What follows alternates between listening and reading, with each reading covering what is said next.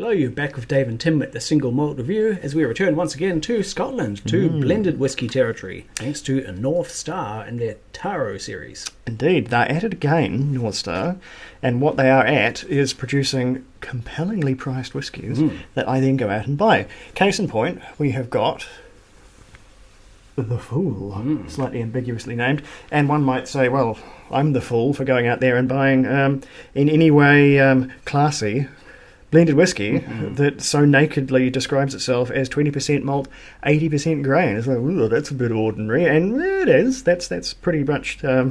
That's maybe even a little leaner on malt than some of the well-known blends, but really probably not. I probably drink too much Teachers, and I've been infected by their high malt content nonsense. But yeah, what this is it is a blend, 20% malt, 80% grain. This one is a wee bit different in that it is a cask strength number, 57.3% ABV. I'm assuming that's cask strength.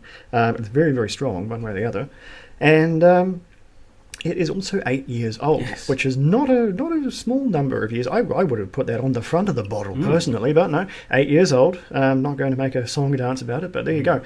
Making it more than twice the age of your straight off the bottom shelf, bargain blends, your famous grasses and your dewars and your whatnots.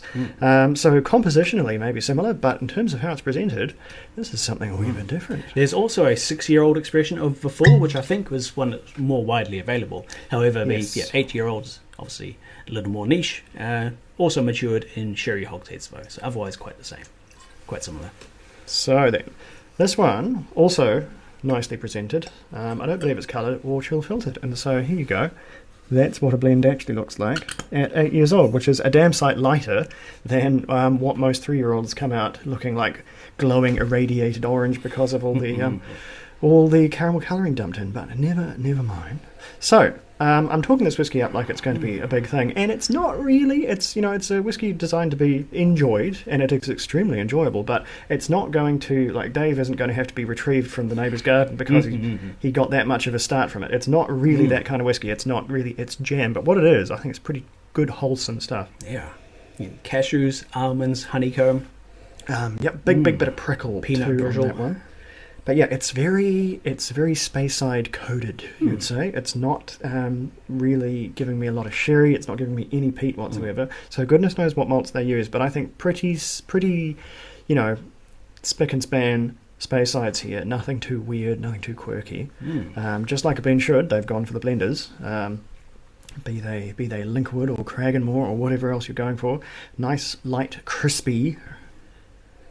The grain is coming through really nicely. It's really sort of carrying it rather than being just an accessory or an afterthought. It's got that grainy crunch, but with that bit of extra age, and it doesn't take forever. You don't have to wait the full 12 years.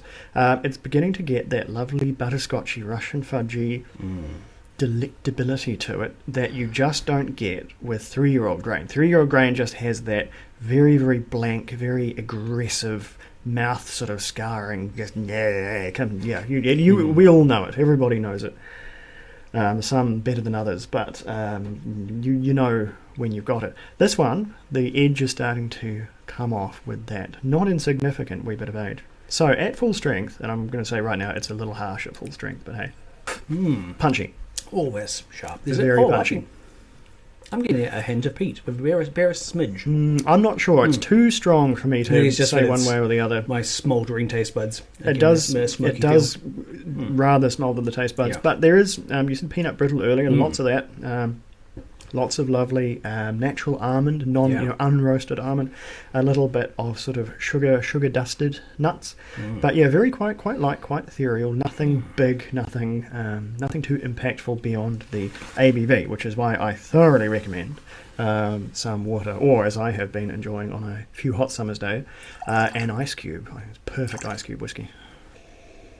Oh, now it's just altogether more approachable. That's just arguably the strength it wants to be sensibly consumed.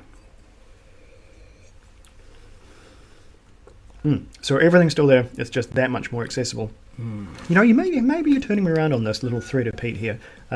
Just this maybe Cragganmore levels of teensy tiny bit of peat there. Hello, Isla.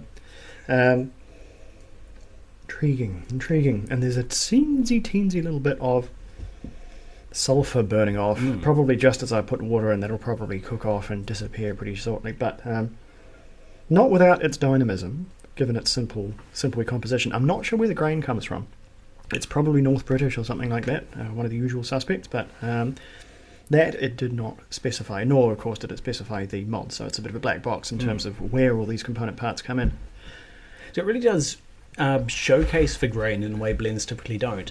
Normally it's a big component of your blend, obviously, but it's all about the malt and it's all that malt flavour. Whereas here, it's really letting the grain speak for itself and say, hey, grain whiskey can be good too. I think when it's 80% of the liquid inside the bottle, then if nothing else, you have to embrace it.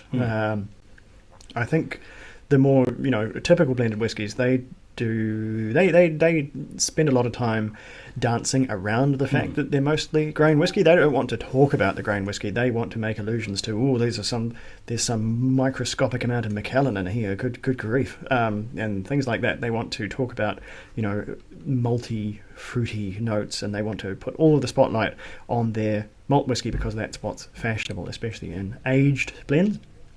But they can't get away from the fact that they're still, even in the case of quite classy ones, significantly more grain than they are malt. So yes, I think they could stand to shine a bit more of a light on that component and maybe even make a bit better of an effort in terms of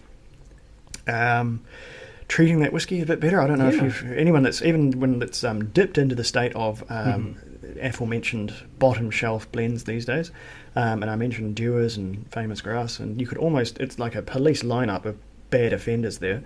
The quality of that sort of whiskey has just tanked recently, absolutely tanked, and I think it's just cask being reused for infinity. Right. So that yes, it's 3 years old, but they've just been sitting there doing nothing, twiddling their thumbs, reading a book for 3 years. They haven't actually developed or advanced or done anything, and so the whiskies we're getting are just, it's just soulless, really, really, really soulless. The upper end of the spectrum has been a bit of an upsurge recently in the popularity of Scottish or British grain whiskies, all grain. So grains. I think by treating the grain as the important factor that it is, and also by juicing the strength all the way up to cask, they've made what would be a completely ordinary thing quite extraordinary and quite interesting. And to top it off, they're basically giving it away. This is mathematics beyond my ken. But if one assumes that a bottle of Johnny Walker Red Label or something of that would ostensibly probably cost us $50 New Zealand, is probably the average rate there, and is 40% and all of 3 years old, probably between 3 and 6. You'd have to do the under over if you expanded this one by bringing its ABV down to 40, but its volume up, and doubling the years almost. I think you might be getting better value just mathematically by buying this stuff. I think I might have made money by buying this whiskey, and that's what I'm going to tell myself every morning. But yeah, it's amazing, and it's amazing that it's getting made at all. I've been talking about intentionally unfashionable whiskey recently, which was very much the ethos behind the Maclean's Nose, one of our whiskies of the year for 2023, and that one was an example of unfashionable, uncollectible whiskey. And this one's similar bent. It's whiskey that no one wants unless they are out to drink it and enjoy it, which is a depressingly small slice of the market. Ideally, that's what all whiskey should be aiming for these days. Yeah. Ain't no collectors hounding after this one, but plenty of people like us drinking it and enjoying it. So yeah, there you go. If that sounds like a good time to you, and it should, track that down. I'll bet there's probably not a hell of a lot floating around. Ours was specially brought in because we have the fine people at Whisky Galore to do that legwork for us. Otherwise, it could be quite tricky to find. But hopefully they make another one. Something extremely bad just happened to the camera, but you didn't see that. However, I'm going to take that as a sign and give us the scores before the dog destroys the set. Well, for me, this is around 86. It is a very high quality blend, exceptionally fun, easy to drink, and just I like the clarity in the sort of mission statement of making this a nice grain forward blend. It's an 85 from me. But if I was to give it a fun score, like a feel-good score, pat on the back, moral, if I was to give it a thumbs up, that would be like a 92 thumbs up score, because this is very much something I want to continue. I'd happily pay more money for a slightly older, slightly maltier version of this. as long as it was presented in the same unfashionable way. I'll give you another look at the label here because I've not actually studied it. It is aforementioned full, and he's got a little swag bag, which I think is actually, on second look, it's a Glencairn with some whiskey in it, and then there's a dog seemingly tearing his pants. I don't know. I think that's what's going on. Either way, track it down if it sounds interesting. I don't think you'll be disappointed. I don't think anyone could be disappointed unless they accidentally paid too much money, which would be a mistake. But anyway, Stanja, that was that one. Bet you didn't see that one coming. What could be coming next? Even I don't know.